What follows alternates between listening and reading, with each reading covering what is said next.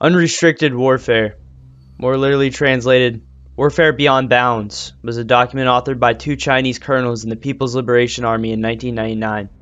It was written in the shadow of Desert Storm, presumably under the orders of the Communist Party. The Gulf War demonstrated the effectiveness of modern U.S. military technology and tactics. Precision-guided munitions and advanced command and control systems were the new way to win conflicts. These developments led to a re-evaluation of military strategies worldwide, including in China. This document is the geopolitical equivalent of shitting a brick. In 1991, the most impressive offensive operation in the last 1,000 years happened in the cradle of humanity. The fourth largest standing army on the planet was devastated by overwhelming firepower and technological superiority. In the minds of those that pull strings in the Chinese Communist Party, if America could do that to the fourth largest army, why not the third? The beginning of the paper starts strong, with the assertion that warfare has changed. In modern times, the battle will be fought in economic, cyber, and information spaces, as well as the asymmetric front. The beginning chapters would be the most prophetic.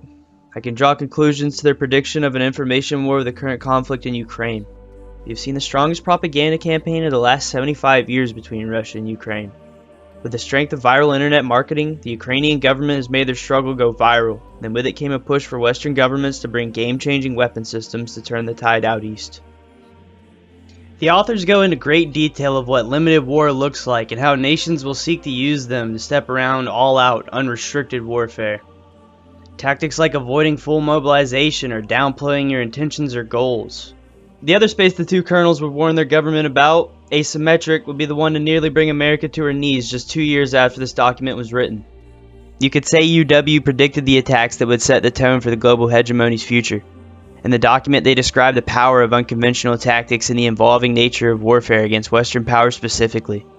Those powers that realistically can't be matched on a conventional battlefield can be attacked at home. Their will to fight and destroy others broken. In 1990, significant differences stood out between the military capabilities of China and the United States. Key points including technological superiority.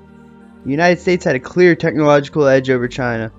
American military forces were equipped with advanced weapons and systems, including precision-guided munitions, satellite-based communications, reconnaissance, and navigation systems. China would launch their first GPS satellite 11 years after Desert Storm. The force and size logistics. The U.S. military was much larger and had an extensive global logistics and basing infrastructure. This allowed the U.S. to project power around the world with relative ease, whereas China's military was primarily orientated towards its immediate region. Naval power. The U.S. Navy is significantly more powerful and capable than China's Navy, especially in 1990.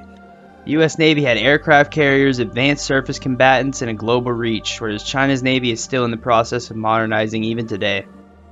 Air superiority. The United States has air superiority with more advanced and numerous fighter aircraft, air-to-air missiles, and a significant command system linking all those together. Last, and perhaps most notably to this document, is cyber and information warfare. In 1990, the United States had a significant lead in cyber and information warfare capabilities, which played a crucial role in modern military operations like so-called limited wars. The economic and industrial base of the United States was significantly larger and more advanced to support these type of military operations. The summary of unrestricted warfare is not that war has changed, but it has evolved. That is to say, it has changed in every way.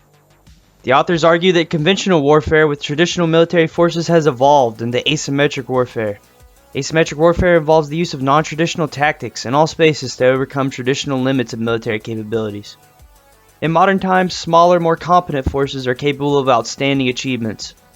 The thought being that these ideas should be embraced as not the best way to remain competitive, but probably the only way.